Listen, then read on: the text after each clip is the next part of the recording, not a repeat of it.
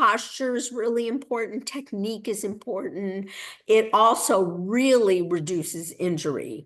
And there's nothing worse for a runner than to not be able to run because they're injured. They want to be able to run. They want to run as fast as they can run and stay injury free. And so we look at all of those potential imbalances, and we do a lot of corrective exercises to help runners become stronger and faster and more secure in their technique and their ability to really advance in their sport. We talk about recovery a lot, and recovery is important. Even just getting a good night's sleep is important.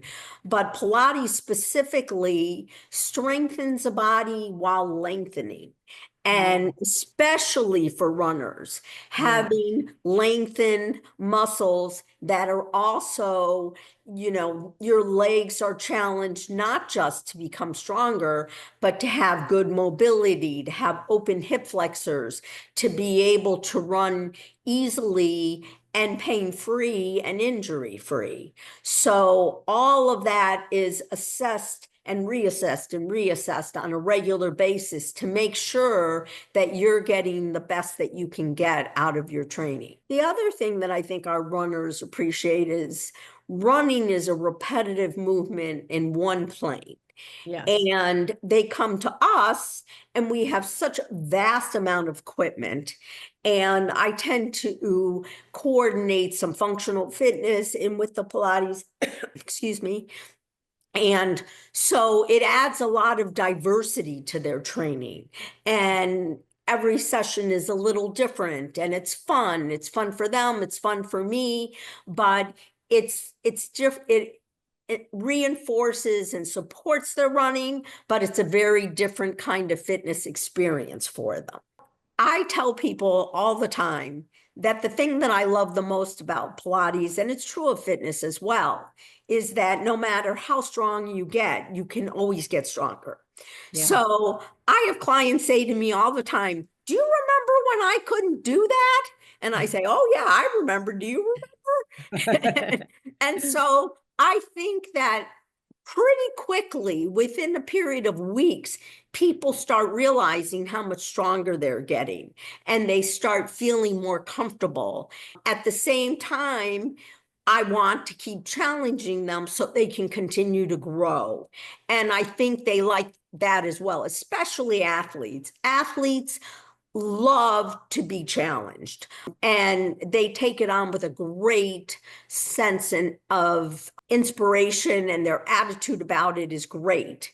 And so I think it's an ongoing process, but I think that you can notice that you're gaining strength and you're becoming more flexible almost within a few weeks of starting. Yeah, I don't really want to give up my fitness to do Pilates.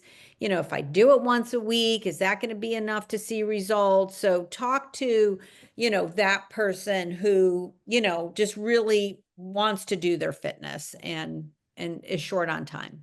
Right. Well, we all struggle. Time is always a factor, but that's where I am really happy that I have a foundation, a long foundation in both fitness and Pilates, because I do a lot of functional fitness as well. And I find that combining the two of them really gives them maximum benefit.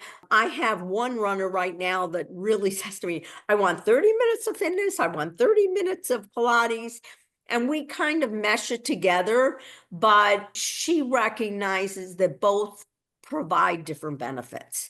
And so I'm happy that, and we have a lot of equipment. We have a lot of different pieces of Pilates equipment. Our core line tends to be great for athletes, and it's more sports focused, I believe. It has a lot to do with alignment, which is very important for runners.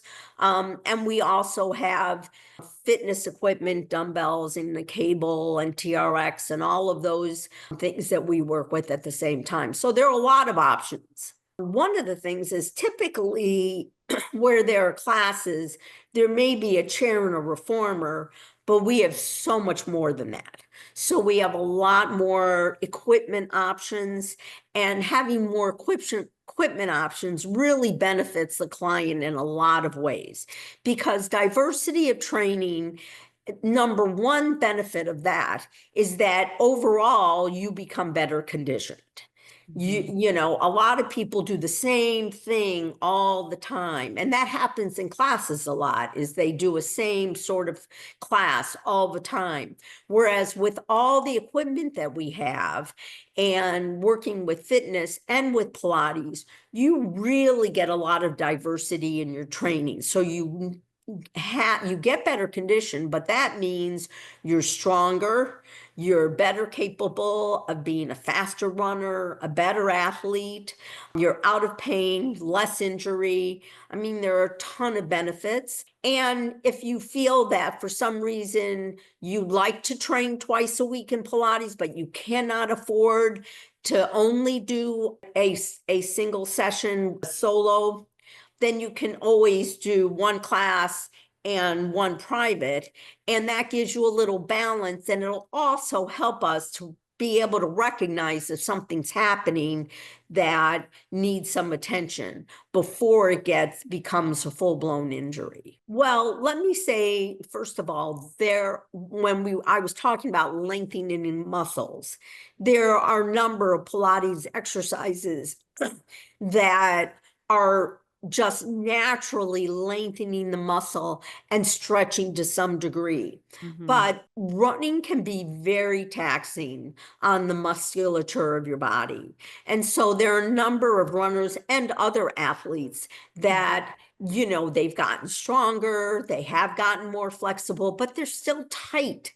And so we supplement with, they can do a half an hour or an hour. An hour really is a full body stretch.